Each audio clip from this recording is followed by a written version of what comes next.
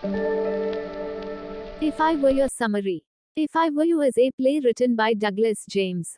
It begins with the telephonic conversation of a dramatist, Gerard, who was preparing to leave his house in order to attend a rehearsal. After hanging up the phone call, he starts packing his travel bag.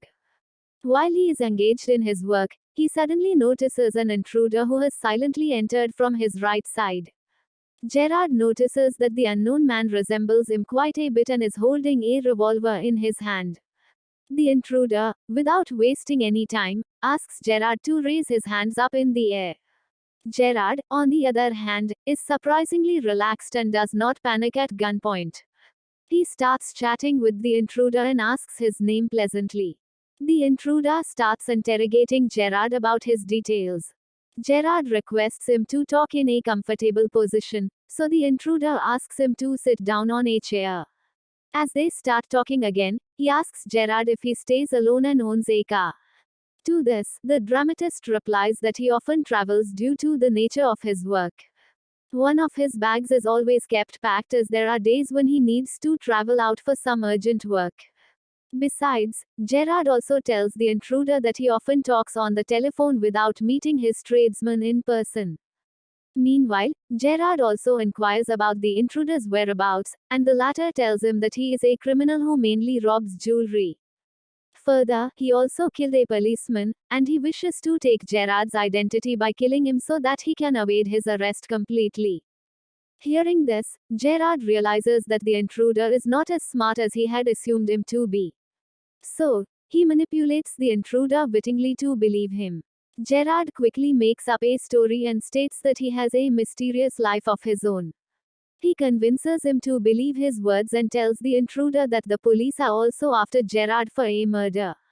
Now, if the intruder kills him, the police would anyway catch him on account of Gerard's misdeeds.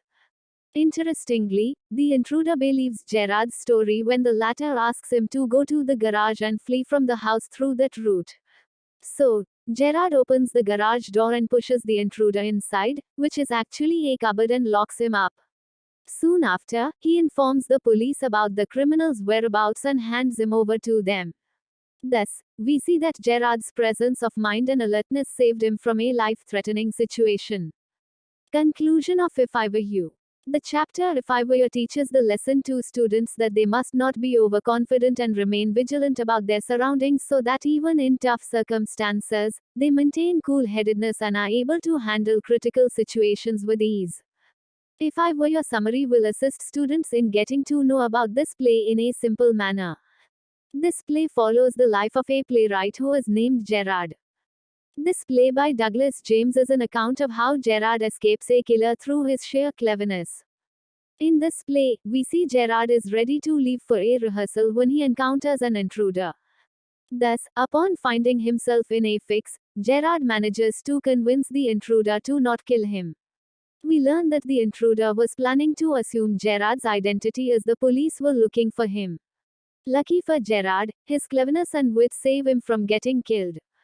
Gerard not only successfully saves his own life but also catches a criminal and finds a new plot for his next play too. Thus, it is a very interesting story to read.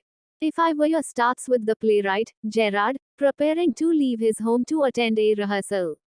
After talking on the phone, he starts to pack his travel bag when he notices an intruder enter from his right side.